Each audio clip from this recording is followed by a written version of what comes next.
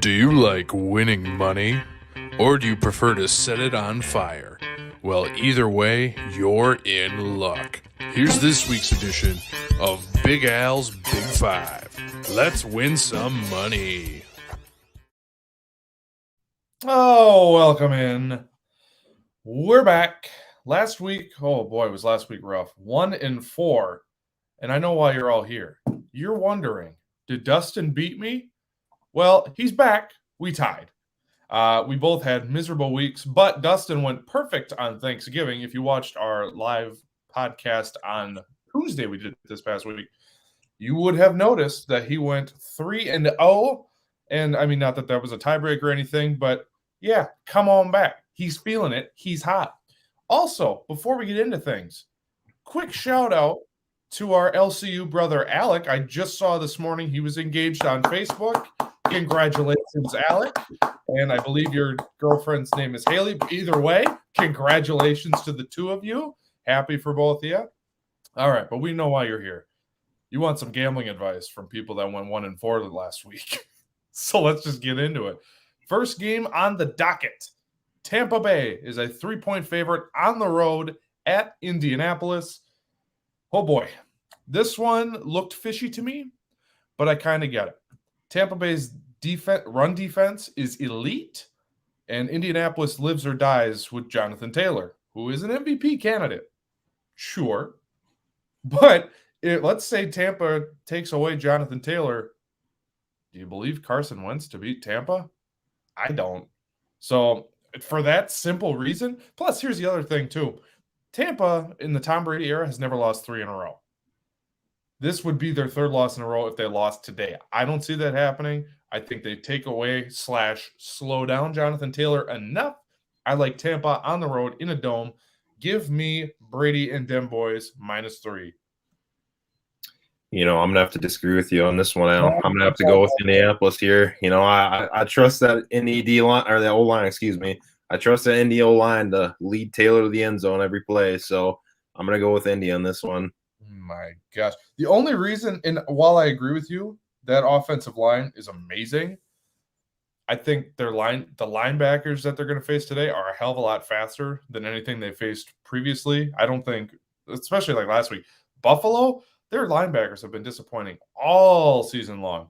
So for that reason, and that's just one example, that's why I like Tampa this week. Not that I disagree with you. It would not shock me if Indy keeps this game close and covers and does the whole keep Brady off the field thing. But Tampa to win by a field goal, I don't see them losing 3 in a row. And that's where I sit on that. Next game, the Chargers of Los Angeles are on the road at Denver. They are 2.5-point favorites coming off a, you could say, exciting win over Pittsburgh this past Sunday night. Oh boy, this was another one. It just looks fishy to me because really, LA hasn't played that well. I should say the Chargers because there's 2 LA teams, and we'll get to the second one in a second. But the Chargers have not played very well the last couple of weeks, and they beat a pretty average, well, not even average, I would say just below average Pittsburgh team last week. Big Ben does not look like himself. Now you go on the road, altitude, outdoors. According to the weather report, if I can find that, it's going to be 57. So cool, not cold, but it's going to be cooler than the nice temperature of a dome. Plus all the elements. To me, lines up like Denver's going to win this game outright, not even cover. I just think Denver's going to win this game. Denver's been playing a lot better as of late. It seems like 2 teams going in opposite directions. So for that reason, I got Denver this week at home. Home doggy. I'm going to have to disagree with you again on this one, Al. Oh I think I'm going to go with the Chargers. I know. Hey, one of us got to win this week, and it's going to be one of us, that's for sure. No ties this week. So I'm going to go with the Chargers. I think I like Justin Herbert. I like what he's doing. I think they got a good thing rolling. I think they're going to keep it rolling. Enough said. This has all the makings of, big win on Sunday night, and then they'll go to Denver, and then you're wondering in the third quarter, how is Denver up by 14? That's just my gut feeling. But I got Denver. You got LA. Let's go to the next game. The other LA team is 2-point favorites in Green Bay. This line must have moved. It must be the Rodgers toe injury thing. There was some Aaron Jones buzz. He might give it a go today. Probably not with the bye week next week. Coming off a big letdown game on the road at Minnesota, a game that even though they really had no business even being in that game, they could have won. And if Darnell Savage makes a couple plays, they probably do win that game. When they, again, had no business being in it. So now they get Matt Stafford out of the dome. He's always played in the dome. His home has always been a dome. We said on our podcast on Tuesday, he's 7-11 against the Packers all time. His record at Lambeau, even worse. He's 3-7 at Lambeau, although his numbers are pretty decent. 21 touchdowns versus 6 interceptions. So he's been effective. So it comes down to, is this just a product of Detroit being Detroit? And it probably is. As Adrian Amos said earlier this week, Stafford's always been good. He just played in Detroit. And that's mostly true. But I believe he will be 3-8 after today because I like Green Bay at home, a get-right game before the bye week. Even though they are banged up, they lost Elton Jenkins. So Yosh Neiman's going to give it a go at left tackle. And obviously their defensive line is stacked. They just keep adding pieces. Their secondary is pretty darn good as well. I don't see Green Bay losing a game at home after a disappointing week and with the bye on the horizon. I think they want to set a good tone, beat a really good team at home, headed into the bye week. I got Green Bay.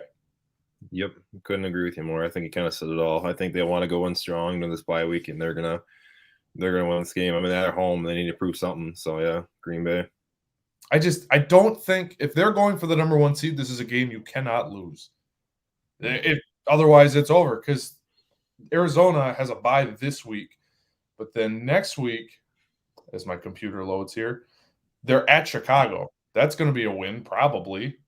There's no line on that game quite yet because we don't know if Kyler Murray is playing, but like next Thursday, or no, I'm sorry. There's already a line for the Tampa Falcons game next week. So, I mean, some of these lines do come out a little early. Regardless, that's beyond the point. My point being, if they want the 1 seed, which they're still in the hunt for, they got to win this game, especially against one of the opponents for that 1 seed. All right, that's enough talk on that game. Let's keep it rolling. Cleveland at Baltimore. Baltimore is a 3-point favorite at home. Lamar Jackson is back. And this, again, is a tale of 2 teams going in opposite directions. Cleveland, although they are getting Kareem Hunt back today, they are getting another piece back today. I forget who the second name was. I think he was an offensive lineman. But they have pieces coming back. Baltimore's got pieces coming back. But the Baker Mayfield thing, he is so injured. You can just see it. Every throw looks like a 50-year-old trying to play catch with his grandson. Like, it hurts, but he's just gutting it. It just 3 points at home. I like Baltimore this week. I think it's going to not be a blowout, but probably double digits. I don't think it's going to be like 3 touchdowns or anything, but yeah, I can see Baltimore winning by 10 here, especially with Lamar coming back. And just Cleveland they don't have the horses right now. They're way too injured. And when the most important position on the field is a guy who's being held together by duct tape and zip ties, that's not a good recipe for success. To go to Baltimore, a really tough place to play. Yeah, I mean, I can't disagree there. Honestly, it'll be hard for Cleveland to rely on their defense the entire game to keep them in it. I mean, they just can't figure out their offense. I mean, that's just plain and simple. They just can't figure it out. Whether it's Baker at the helm or Case Keenum, they can't figure it out. You know, every game is just super close, and they're relying on their defense. You just can't do it. So yeah, Baltimore. Yeah, I don't see how Baltimore loses this game. Not that it wouldn't shock me if Cleveland wins. I want to make that clear. Or if they keep this close, it is a rivalry game. How many times have we seen, or how many times have you at home seen your favorite team play a division rival and it's just really, really close when you know it shouldn't be? For example, Patriots-Dolphins. Those games are always close. And really, there's no business that Miami should be in the same realm as New England. So it is a division game. It might be tight, but we both like Baltimore this week. And finally, Minnesota at San Francisco. 3.5-point favorites at home. San Francisco coming off a big win last week, as is Minnesota. This one is going to also be – all of these lines this week are difficult. I don't know why I just keep repeating myself. All these lines look fishy. 3.5. So San Francisco has to win by 4 at home. Sounds doable. Minnesota has been wildly inconsistent this year. They've won 2 games in a row a lot. Not once have they won 3 in a row. It's been loss, win, loss, win, loss, win. So, I mean, it's just – and I may have messed that up, but that's the general point. It's been all up and down. Last week, they looked like a Super Bowl team. They looked awesome against Green Bay at home. Now, they go on the road to San Francisco, where the weather – let's check the weather report. It's going to be 61, so cool, outdoors. Again, Kirk Cousins doesn't generally do well outdoors. He's just very okay. But you could say it for every Kirk Cousins game. It's like, oh, he's just okay. And then he goes out like last week, and it's like, oh, like I didn't trust Green Bay's defense to stop them at all. He was awesome in that game.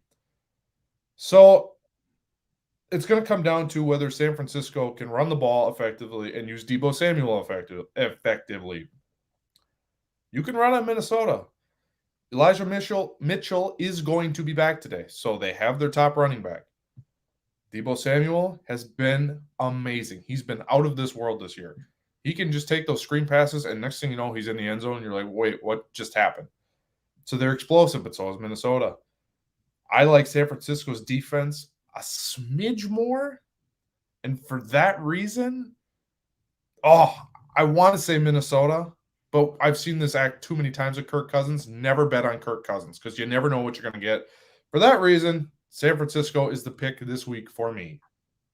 Well, Al, just to make sure there's a tiebreaker, and I think, while you say don't bet on Kirk Cousins, I'm going to bet on Kirk Cousins right here. Oh, Kirk Cousins and Dalvin Cook, I think they're going to have themselves a day. As much as San Francisco's getting hot, I think Minnesota will be the one stinker team that kind of like hold them back a little bit. So I'm going to pick the stinker in this one. I'm going to pick Minnesota. I mean, I don't blame you.